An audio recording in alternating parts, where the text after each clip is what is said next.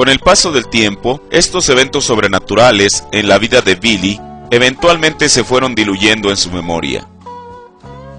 Él inició su etapa de estudiante al asistir a la escuela rural de Eureka, Indiana. Esta nueva etapa en su vida amplió su percepción en muchos aspectos. El ver que él era un niño pobre, que a diferencia de sus compañeros de clase, él y su hermano menor, Edward, muchas veces tuvieron que ir descalzos a la escuela, aún corriendo pisando la nieve por el viejo camino de Eureka Pike para llegar a ella, que su forma de hablar era diferente por ser originarios de Kentucky. No fue sino hasta en 1923, cuando él ya era un adolescente, que otra experiencia sobrenatural sobrevino a su vida. Un domingo por la mañana, en la primavera, Charles se encontraba con el señor Dornbush, quien le había hecho el trabajo de soldadura de los alambiques, junto con Billy y Edward en la ribera del río Ohio. Los dos adolescentes planeaban buscar botellas en su propio bote de remos a lo largo del río para que Charles envasara el licor que destilaba. Aprovechando el momento, Billy planeó pedirle prestada su lancha al señor Dornbush. Mientras Billy se decidía a pedir la lancha, Charles y el señor Dornbush comenzaron a tomar. Después de un rato, el señor Dornbush le ofreció la botella a Billy para que bebiera de ella, a lo cual él se negó. El comentario de Charles fue: «Estoy criando varios hijos, solo que uno de ellos es un miedosito, ese es Billy». Ante esta declaración de su propio padre, Billy se indignó y le arrebató la botella al señor Dornbush con toda la determinación de bebérsela. Cuando estaba a punto de tocar sus labios, escuchó una vez más aquel ruido parecido a un torbellino. La botella quedó suspendida, entonces le pareció escuchar aquella misma voz: «Nunca bebas, ni fumes, ni deshonres tu cuerpo de ninguna forma. Habrá una hora que tú harás cuando tengas mayor edad». Aterrorizado, Billy dejó caer la botella y se echó a correr por el campo tan rápido como podía, llorando lágrimas amargas de frustración y confusión. Charles dijo con desprecio: «¿Ves lo que te dije? Ese es un miedosito». Pero no solo sufrió el rechazo y escarnio de aquellos más cercanos a él, sino que también de sus compañeros de escuela, ya que en una ocasión, en la primavera de 1923, algunos de sus compañeros de clase, disgustados porque el adolescente Billy había acompañado a una de sus compañeras, se pusieron de acuerdo para darle una lección, a fin de que no la volviera a acompañar. Entre varios adolescentes lo sujetaron mientras lo golpeaban y restregaban el rostro de él en el suelo.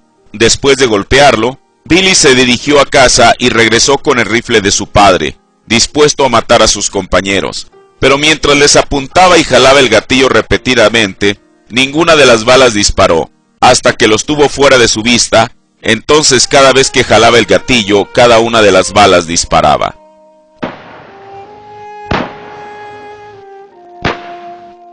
Este evento determinó el que Billy dejara de asistir a la escuela, terminando solo hasta el 7º grado de su educación elemental. Ahora su tiempo lo empleaba en ayudar a sus padres en los trabajos cotidianos. Pero otra faceta de su vida se iniciaba. En sus ratos libres se dedicaba a explorar su entorno. El estar a solas con la naturaleza le hacía sentirse en su ambiente, en paz. Fue así como conoció un área rural llamada el Molino del Túnel, a unos 24 kilómetros al noreste de Jeffersonville, cerca de Charlestown, Indiana, en la cual se encontraba una vieja rueda de molino hidráulico que era conocida por los residentes locales como el Molino de los Green. En esta área, Billy cazaba diferentes animales para llevarlos a su hogar como alimento. Fue en una de sus muchas excursiones a este lugar que descubrió una cueva que eventualmente le serviría como un lugar de refugio y que jugaría un papel importante en su vida futura. En el otoño de 1923, tuvo una experiencia aterradora que se quedaría en su memoria por toda la vida. Él y un amigo suyo de nombre Jim Poole habían salido al bosque a cazar cuando, por descuido, la escopeta que llevaban se disparó, hiriendo a Billy en ambas piernas. Jim fue en busca de ayuda y pronto Billy estaba en la cama de un hospital, siendo sometido a una cirugía. En su proceso de recuperación, sucedió algo que él nunca había experimentado antes. De pronto se encontró a sí mismo cayendo en un abismo oscuro que no tenía fondo, donde escuchaba los quejidos y lamentos más espantosos que alguna vez hubiera escuchado en su vida, así como veía los rostros más horripilantes de mujeres cuyos ojos parecían tener llagas gangrenosas verdes alrededor de sus ojos y bocas deformadas. Él exclamó pidiendo ayuda por su papá y mamá, pero ellos no estaban allí. En su desesperación y ante esta experiencia aterradora, por fin pensó en Dios y clamó a Él prometiendo servirle. De una manera sorprendente, en un instante se encontraba una vez más en la cama del hospital. Los doctores hicieron lo mejor que pudieron para extraer los perdigones que habían quedado alojados en ambas piernas de Billy. En su condición de conciencia e inconsciencia, soñó que se encontraba en el oeste de los Estados Unidos, en una llanura, y una gran cruz dorada pendía en el cielo frente a él, brillando como el sol e irradiando rayos de luz. Mientras Billy alzaba sus brazos hacia aquel emblema, algunos de aquellos rayos de luz parecían fluir directamente hacia su pecho. Entonces la experiencia terminó y Billy se encontró a sí mismo de vuelta en el cuarto del hospital mirando a su padre. Como cualquier joven de su edad, Billy sentía atracción por las jovencitas. Tal es el caso de una ocasión en que Jim Poole le presentó a una chica, con la cual él pensó que podía establecer una relación sentimental. Pero aquel pensamiento llegó a un fin abrupto cuando, después de dar un paseo en el automóvil de Jim, ella le invitó a embriagarse y a fumar. Ante la negativa de Billy, de los labios de ella procedió aquella misma frase que lo lastimaba más que cualquier cosa en el mundo, cuando ella lo llamó que era un miedosito. Deseando demostrarle que tenía más valor de lo que ella creía, sujetó entre sus dedos el cigarrillo que ella le ofreció. Después de encenderlo, intentó llevárselo a la boca para comenzar a fumárselo, cuando de pronto, una vez más escuchó aquel ruido, parecido a un viento, y su mente retrocedió a aquella advertencia que le hizo la voz en aquel álamo.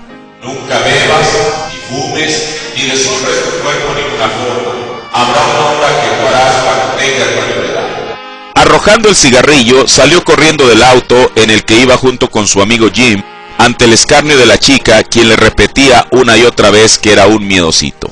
Su vida definitivamente no era igual a la de los demás, ya que eventos raros e inverosímiles le ocurrían, como en la ocasión en que él y su amigo Jim Poole estaban paseando por un carnaval, y una gitana que estaba fuera de una carpa lo llamó para revelarle que había una luz siguiéndole.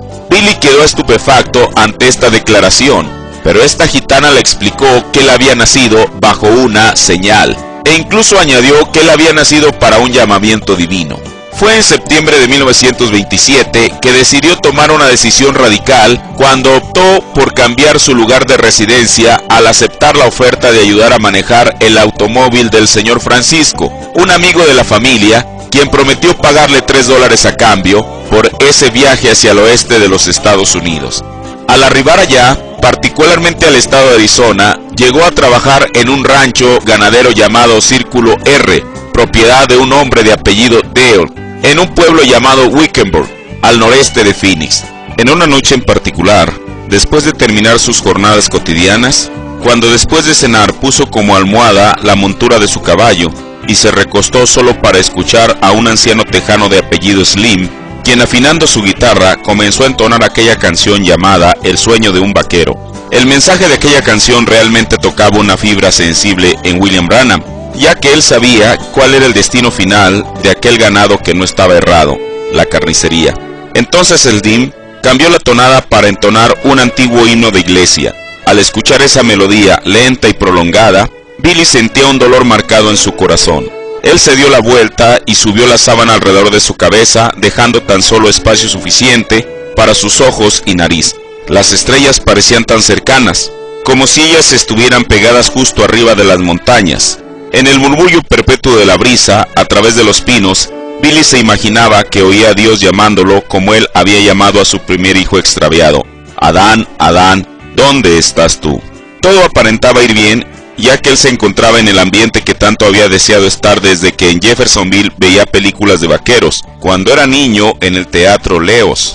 Pero su estancia de 2 años en el oeste llegó a su fin cuando recibió la noticia de que su hermano Edward había fallecido. Esto debió afectarle profundamente, ya que Edward era 1 año menor que Billy, y sin duda que en su infancia y adolescencia habían compartido muchas cosas, entre otras, la pobreza y privaciones de sus años escolares. Al recibir esta impactante noticia, Pensó si acaso su hermano Edward estaría preparado para encontrarse con Dios. Pero luego aquella pregunta le reviró. ¿Acaso estaba él preparado para encontrarse con Dios? Billy regresó a Jeffersonville para el funeral. Al término de su sermón, el reverendo McKinney dijo: pudiera haber alguien aquí que no conoce a Dios. Si es así, acéptelo ahora. Billy se agarró de su asiento para impedir ponerse de pie. Algo extraño estaba tirando de su corazón, alguna clase de magnetismo que él no entendía. Cualquier cosa que fuese, lo estaba haciendo miserable.